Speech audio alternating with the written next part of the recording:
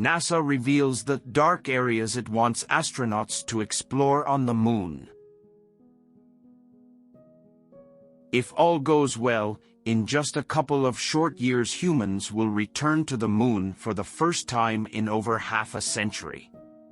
As NASA gears up to send teams of people to the lunar South Pole by December 2024, one of the big questions has been, where, precisely, will these astronauts land? We now have a better idea, with NASA revealing 13 candidate landing regions for Artemis 3, the mission that will finally carry that precious human cargo. Selecting these regions means we are one giant leap closer to returning humans to the Moon for the first time since Apollo, says Mark Kirisick of the Artemis Campaign Development Division at NASA.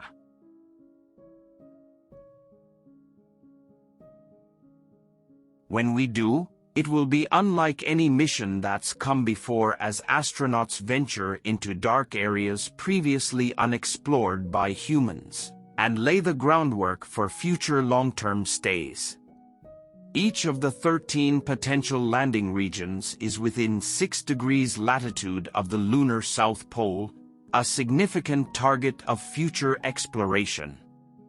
This is a region of the Moon that no one has ever landed, and poses a significantly greater technical challenge than landings based towards the equator.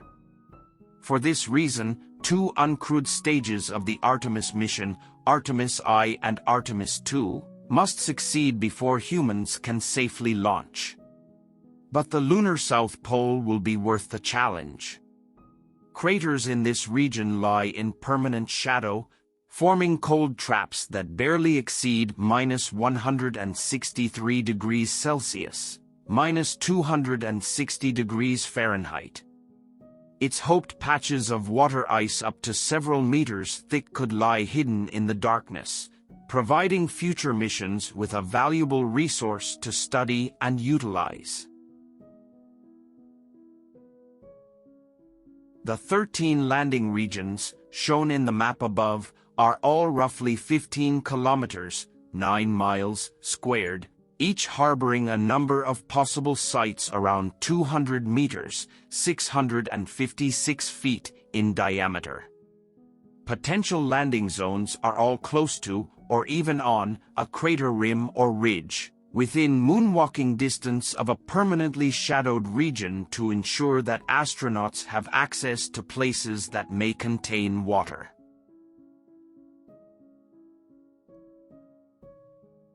Developing a blueprint for exploring the solar system means learning how to use resources that are available to us, while also preserving their scientific integrity, says exploration scientist Jacob Bleacher of NASA.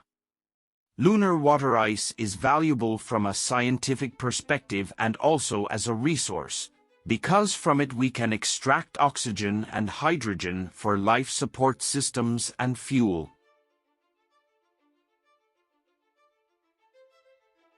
Each of the landing regions also provides access to sunlight for the 6.5 Earth days the astronauts will be on the Moon. This is vital for the uninterrupted provision of solar power and minimal temperature fluctuations.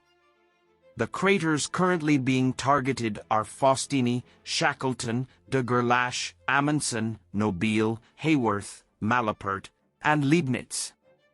Narrowing down the landing regions further, and the sites within them, will depend on the launch dates. These dates will determine the flight trajectories and environmental conditions, which will make some regions more favorable than others. Meanwhile, Artemis I is gearing up to launch on August 29th, bound for a trip round the Moon and back again.